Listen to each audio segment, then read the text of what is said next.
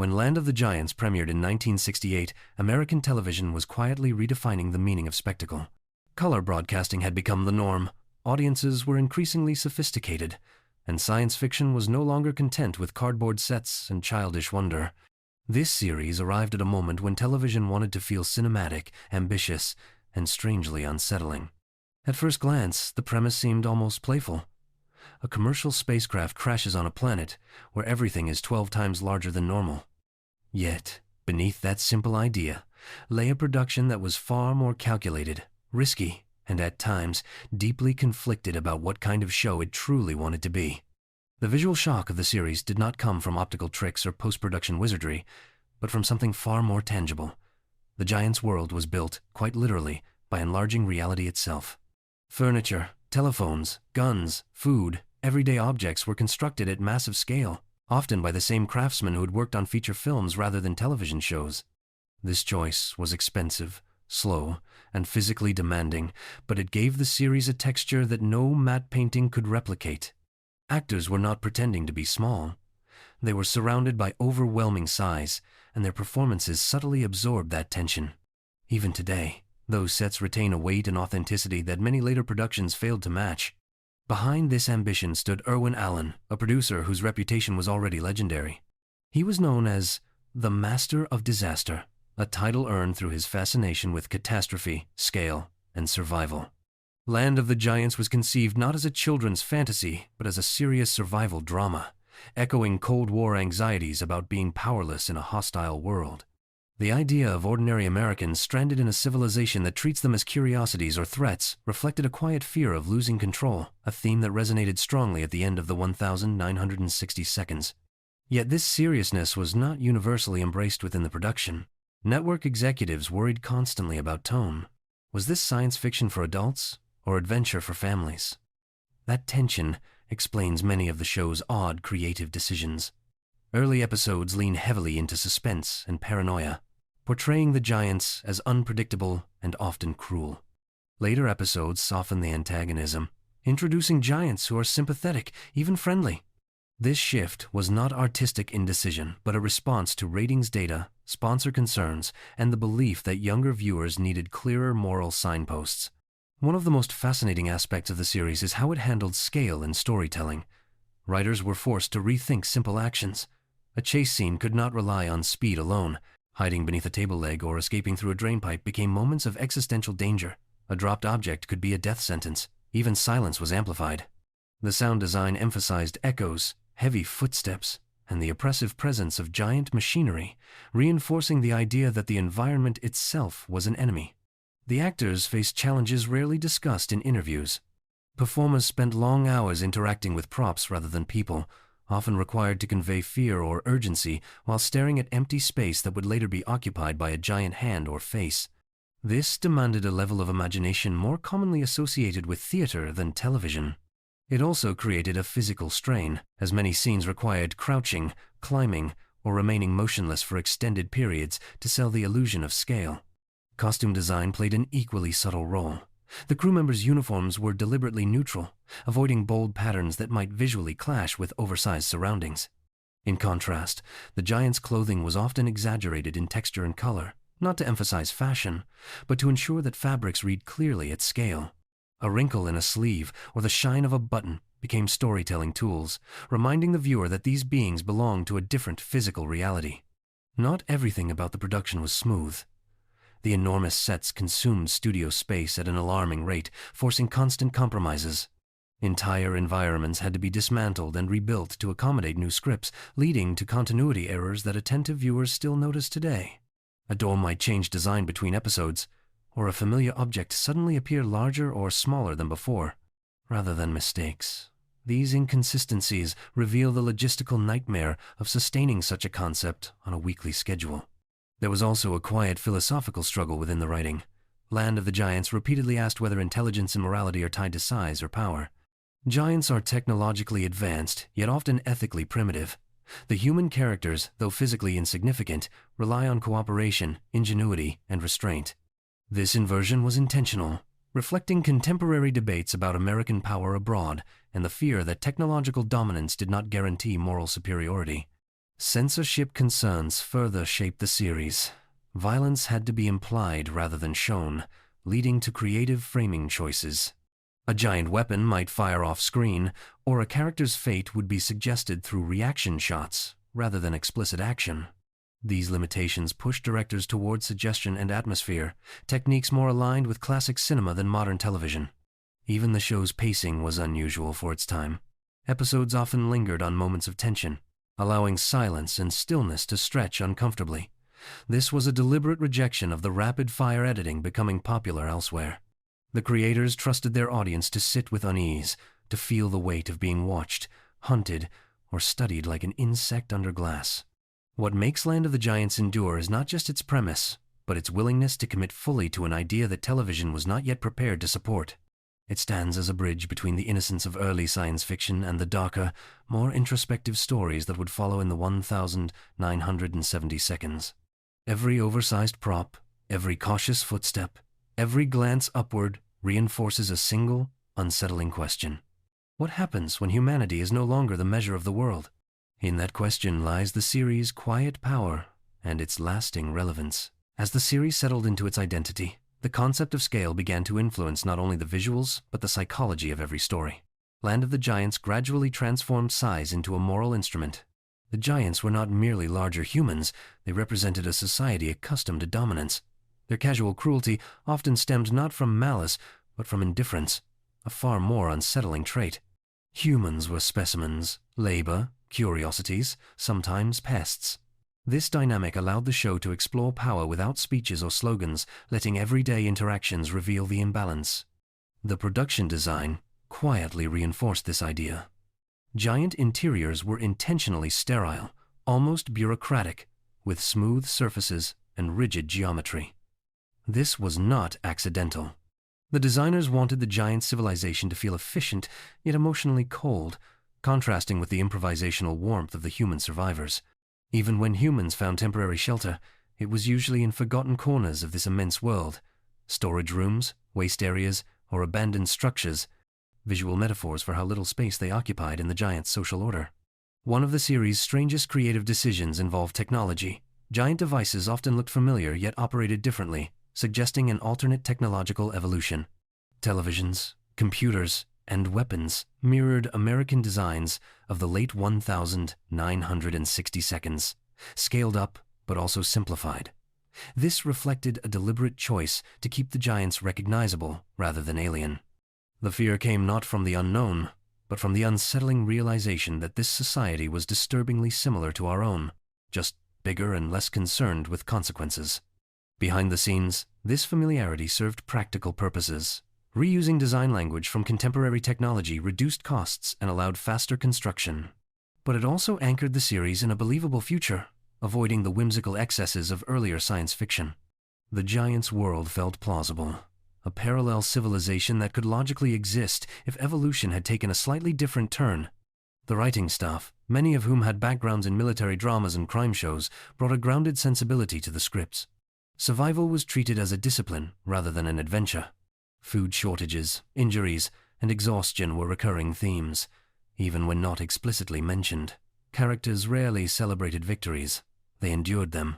This tonal restraint was unusual for television at the time and contributed to the series' somber atmosphere. Casting choices further emphasized realism. The ensemble was deliberately diverse in skills rather than personalities. Pilots, doctors, engineers, and navigators were defined by function more than flamboyance. This was a conscious rejection of the exaggerated archetypes common in genre television. The idea was that competence, not heroism, would keep these people alive. Emotional moments were subdued, often conveyed through silence or brief exchanges, trusting the audience to read between the lines. The giants themselves posed a unique casting challenge.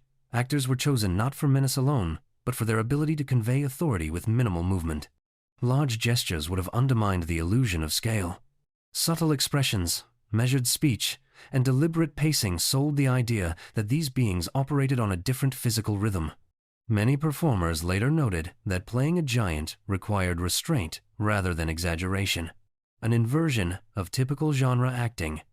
One recurring source of tension during production was the depiction of violence.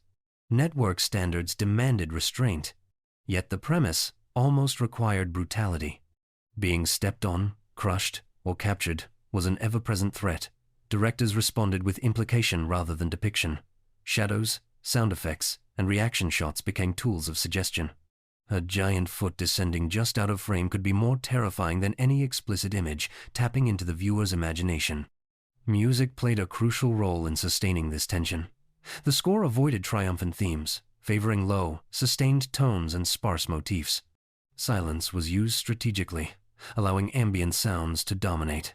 Footsteps, machinery, and distant voices created a sonic landscape that constantly reminded the audience of scale. The human's world was quiet and fragile. The giant's world was loud and relentless. As the series progressed, it began to flirt with social commentary more openly. Episodes explored themes of surveillance, forced labor, and institutional indifference. Humans were cataloged, studied, and controlled, echoing contemporary fears about government oversight and loss of personal freedom. These ideas were never spelled out, but their presence was unmistakable, especially to viewers living through an era of political unrest and technological acceleration. Budget limitations, however, increasingly shaped creative choices. Giant sets were reused with minimal alteration, leading writers to set multiple episodes in similar locations. Rather than weakening the series, this repetition inadvertently reinforced the sense of confinement. The humans were not exploring a vast world. They were trapped within it, circling the same dangers again and again with little hope of escape. The physical toll on the cast also became apparent. Long shooting days on oversized sets demanded constant physical awareness. A misstep could lead to injury, and actors often performed their own stunts out of necessity. This physical strain translated into performances that felt genuinely fatigued, adding to the authenticity of the survival narrative. Audience reception reflected the show's complexity. Some viewers expected light-hearted adventure and were unsettled by its seriousness. Others embraced its darker tone, appreciating a science fiction series that respected their intelligence. Ratings fluctuated, and the show never achieved the mainstream popularity of some contemporaries, but it cultivated a loyal following that recognized its ambition. What truly distinguishes Land of the Giants during this middle phase is its refusal to resolve tension. Escape plans fail, alliances crumble, temporary safety is always fragile. This narrative stubbornness was risky, especially in an era that favored episodic closure. Yet it underscored a central truth of the series. Survival is not a story with neat endings. It is a continuous negotiation with danger, scale, and power. In embracing that truth, the show quietly challenged the conventions of television storytelling. It asked viewers not to relax, not to assume safety, but to remain alert, just like its characters. And in doing so, it carved out a space where science fiction could be contemplative, unsettling, and deeply human, even when humanity itself had become the smallest presence on screen. By the time Land of the Giants reached its later stretch, the series had become more confident in its bleakness. What initially appeared as a high-concept survival story now leaned into something closer to existential science fiction. The humans were no longer simply trying to escape. They were trying to understand the logic of a world that had already decided their insignificance. This shift was subtle but profound, and it marked a turning point in how the show approached its own mythology. One of the most revealing elements of this phase is how often the giants are shown debating what to do with the humans. These discussions are framed not as moral dilemmas, but as administrative problems. Humans are categorized, studied, relocated, or disposed of, according to policy rather than emotion. The chilling aspect lies in how ordinary this process appears. The giants are not villains in the traditional sense. They are bureaucrats of power. In this way, the series anticipates later science fiction that would explore oppression through systems rather than individual monsters. This thematic direction was reinforced by changes in direction and cinematography. Camera angles increasingly favored the giant's perspective. Scenes lingered on towering doorways, elevated walkways, and vast interiors that made human characters appear almost accidental within the frame. When the camera did align with the human's point of view, it often did so from ground level, looking up, compressing space and emphasizing vulnerability. These choices were not stylistic flourishes but narrative statements, reminding the audience where power resided. The writers also began to explore the psychological consequences of prolonged captivity. Characters who initially embodied optimism or confidence grew cautious, even resigned. Hope became quieter, less declarative. Plans were whispered, doubts internalized. This evolution was rare for television at the time, where characters typically reset emotionally at the end of each episode. Here, memory mattered, trauma accumulated, past failures informed future hesitation. An especially telling detail is how language is used. Early episodes relied heavily on technical jargon and problem-solving dialogue. Later stories introduced more reflective exchanges, often brief and understated. A single line about fatigue or fear carried more weight than an entire speech. This restraint gave the series a maturity that aligned more closely with cinema than episodic television. The giant society, too, became more layered. While initially portrayed as monolithic, cracks began to appear. Differences in ideology, ambition, and fear emerged among them. Some giants questioned official narratives, others exploited the system for personal gain. These internal tensions mirrored the human struggles, suggesting that scale alone did not resolve moral complexity. Power did not eliminate doubt, it merely disguised it. Production realities continued to shape storytelling in unexpected ways. Budget constraints limited the number of giant actors and locations, leading to repeated use of certain environments. Rather than disguising this repetition, the series leaned into it. Familiar spaces became oppressive through familiarity. The audience, like the characters, began to recognize corridors, laboratories, and holding areas, reinforcing the sense of entrapment. Special effects limitations also encouraged creative problem-solving. Instead of showing giants directly interacting with humans, scenes often cut away at critical moments. A hand entering the frame, a shadow passing over a wall, a sudden vibration in the set conveyed presence without exposure. These techniques borrowed from classic suspense cinema, where what remains unseen often proves more disturbing than what is shown. Sound design grew increasingly important. The giant's world was defined by rhythm rather than melody. Mechanical hums, distant alarms, and amplified footsteps formed an acoustic environment that felt industrial and impersonal. In contrast, moments of human connection were often accompanied by near silence, allowing breathing, whispers, and subtle movements to dominate. The contrast reinforced the fragility of human life within an overwhelming system. One of the most quietly radical aspects of this phase is the show's treatment of failure. Plans collapse not because of incompetence, but because the world itself is stacked against the protagonists. Escape routes close. Allies are lost. Success, when it occurs, is temporary and costly.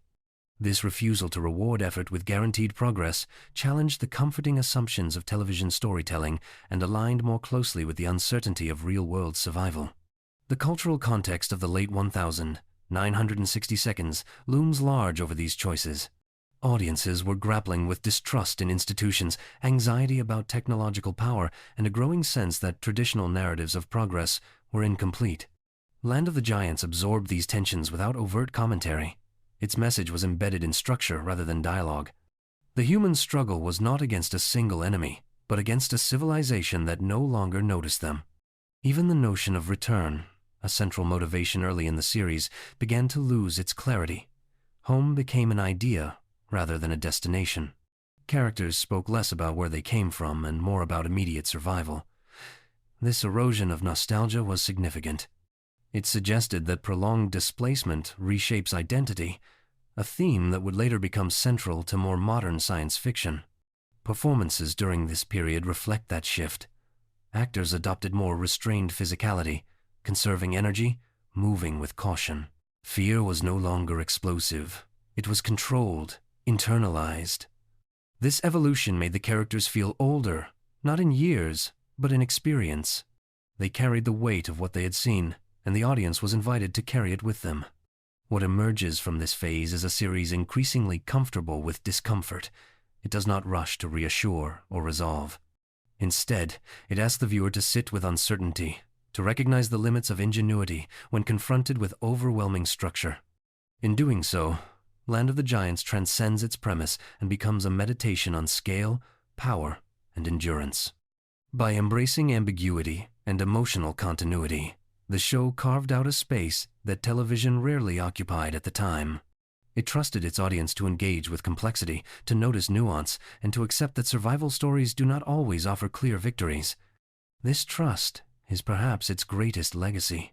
And the reason its later episodes continue to resonate long after the oversized sets have faded into television history. As Land of the Giants approached its conclusion, the series seemed increasingly aware of its own fragility. There was a sense, both on-screen and behind the scenes, that this experiment in scale and seriousness might not endure much longer. That awareness infused the final stretch with a quiet urgency. Stories became more introspective, less concerned with spectacle and more focused on consequence. The Giants' world no longer felt merely hostile. It felt permanent, immovable, a civilization that would continue long after the humans were gone. One of the most striking shifts in this phase is the way the Giants' indifference becomes more frightening than their aggression. Early episodes relied on direct threats, capture, execution, experimentation. Later stories reveal a deeper horror in neglect. Humans are ignored, dismissed, lost in systems too vast to care whether they live or die. This mirrors a fear that power, once institutionalized, no longer requires cruelty to be destructive. It simply needs to function.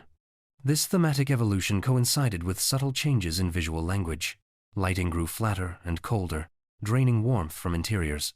Shadows became less expressive, replaced by harsh illumination that left nowhere to hide. The Giants' world felt increasingly clinical, a place where life was measured, regulated, and processed. In contrast, the humans' moments of refuge grew darker, lit by fragments of light that suggested secrecy rather than safety. The idea of escape, once the emotional engine of the series, began to feel almost abstract. Plans continued, but belief in them weakened. Characters no longer spoke of returning home with certainty. Instead, escape became symbolic, a way of preserving purpose rather than a realistic goal. This quiet resignation did not signal defeat, it signaled adaptation. Survival now meant maintaining identity in a world designed to erase it. Behind the camera, the pressure of sustaining such a demanding production was becoming evident. The physical scale that once defined the show had become a burden. Sets deteriorated under constant use, repairs were improvised, and scripts were adjusted to accommodate limitations. Yet these constraints fed into the narrative rather than undermining it. The worn environments mirrored the characters' exhaustion, creating an unintended but powerful alignment between production, reality, and story. The Giants themselves were portrayed with increasing ambiguity. Authority figures appeared less confident, more constrained by their own systems. Decisions were delayed, responsibilities deflected. The Giants were powerful, but not free. Their size insulated them from immediate danger, yet trapped them within rigid hierarchies. This inversion suggested that scale alone does not guarantee agency, a quietly subversive idea for its time. One particularly revealing aspect of the final episodes is how rarely music is used to guide emotion. Silence dominates, broken only by environmental sound. This restraint forces the viewer to confront moments without emotional instruction. Fear, hope, and loss are experienced without orchestration, making them feel more immediate and personal. It is a bold choice, especially for television, where music often dictates response.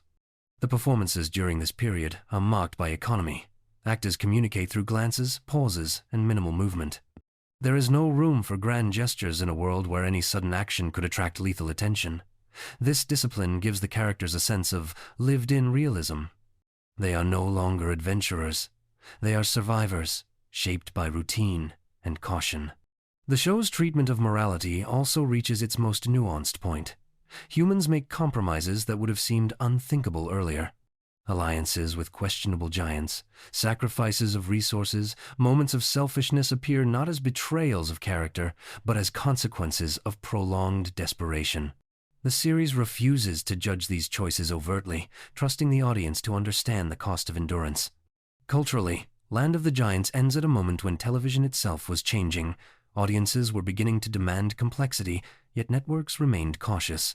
The series existed in this tension, pushing against the limits of what weekly television could explore. Its cancellation was not a failure of imagination, but a reminder that ambition often outpaces infrastructure. What remains remarkable is how little the show tries to explain itself in its final moments.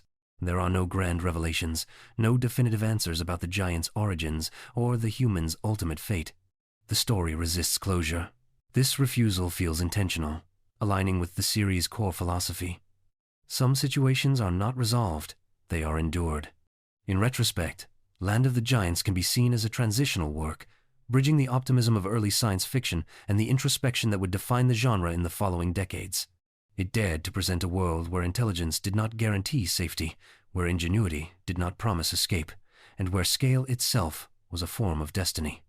The oversized sets, once the show's most visible feature, ultimately serve a deeper purpose. They remind us that environment shapes behavior, that power alters perception, and that survival often depends less on strength than on awareness. The humans survive not because they overcome the giants, but because they learn to navigate a world that does not acknowledge them.